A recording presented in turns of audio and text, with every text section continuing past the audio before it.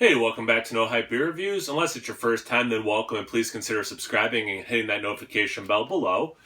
Very excited for today's beer. Wasn't super excited for the price point. It was $19.99. It is a Trip in the Woods beer from Sierra Nevada. They've been pretty hit for me. I've had a couple misses from this series, specifically, and it's been a while since I've had one from it. But this one was, for me, even though it was, I'll just say $20 instead of saying $19.99. But even though this one was $20, it was one I was like, yeah, I definitely want to pick that up. It's 3 different years of their Bigfoot that have been aged in bourbon barrels. So I'm not going to read the whole thing, but good things come to those who wait, especially when it comes to our cult classic Bigfoot barley wine style ale. A combination of 1, 2, and 3 year Kentucky bourbon barrel aged Bigfoot. This vintage is Goldilocks, so it's like the just right kind of thing. So the way I'm taking that is they've aged 1-year-old, 2-year-old, 3-year-old, like stuff has been aging, and they blended it into some sort of cuvee. Maybe I'm misreading that, misunderstanding it, but that's what seems to be different from, like, I have a 2015 bourbon barrel aged Bigfoot. It's just almost a year in the barrel, and then they bottled it. So I think this is going to be pretty bourbon forward, I'm hoping. And they also said that, because Bigfoot's definitely going to, in my opinion, is the classic American style barley wine.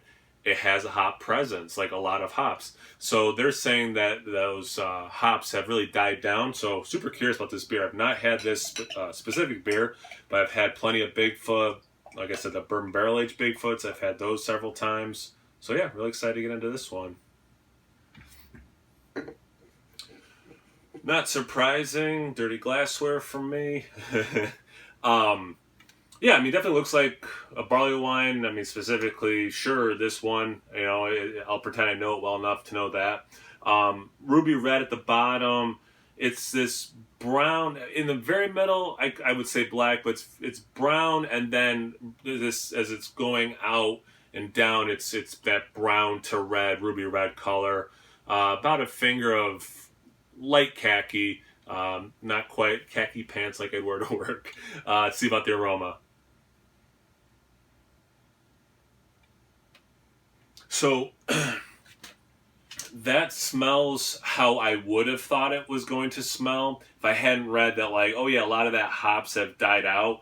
I still get that classic Sierra Nevada, that classic Bigfoot specific hop, piney, some kind of like that West Coast citrus hop thing too. But I do get the bourbon for sure. There's this molasses, this caramel going also.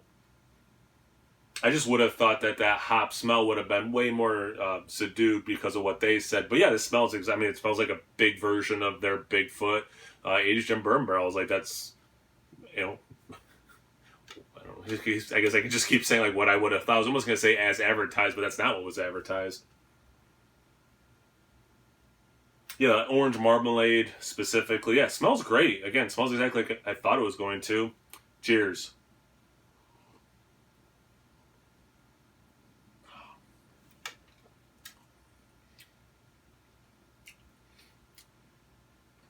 Tastes like I thought it would. Very good.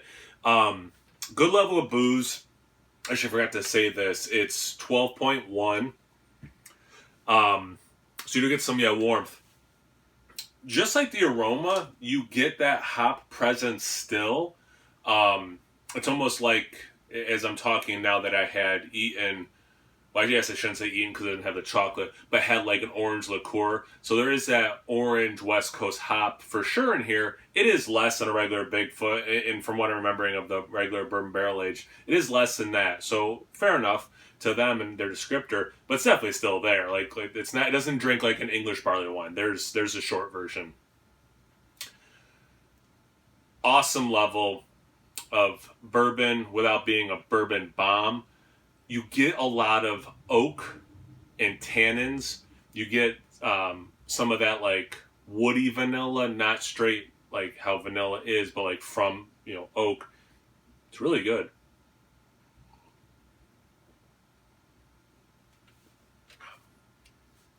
And for sure, like the aftertaste is different, but for sure as you're tasting it and swallowing it,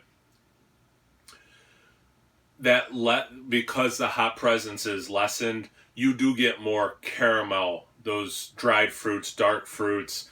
Um, Molasses is definitely there throughout. But again, it's not sweet enough to be like, doesn't drink like syrup or candy, or even, I wouldn't even say like this drinks like candied blank. Like it's not, although sweet elements, it's not that sweet.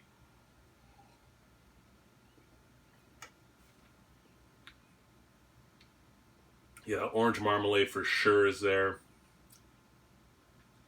And it's cool too, like it's a very consistent beer, but then there's these spikes and valleys of these other flavors. Sometimes they come back, sometimes they don't.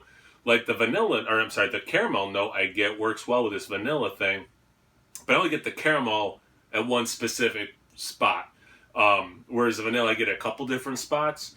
So like that's one that would be weaved throughout, but not consistent. Whereas the caramel for me just pops in one time, then disappears again. Um, Good beer. I'm drinking it about 50, maybe 51 degrees because I took it out, a couple minutes ago.